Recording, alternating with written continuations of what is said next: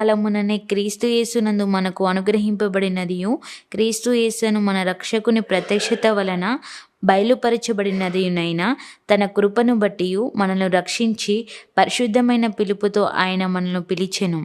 ఆ క్రీస్తు యేసే మరణమును నిరర్ధకము చేసి జీవమును అక్షయతను సువార్త వలన వెలుగులోనికి తెచ్చెను.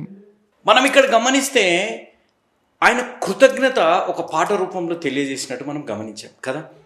మరణం తర్వాత మళ్ళీ జీవం ఉంటుందని అంత అవగాహన లేకుండా నేను మళ్ళీ దేవుని చూడలేనేమో అనే రీతిలో ఉన్నాను.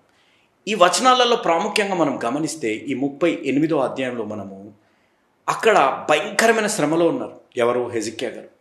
ఎంత కష్టము, ఎంత శ్రమలో ఉండి వారు కన్నీరు కార్చి రోదిస్తూ మరణ పడకపోయి ఉన్నప్పుడు దేవుడు వారి జీవితంలో ఒక గొప్ప కార్యము చేశారు.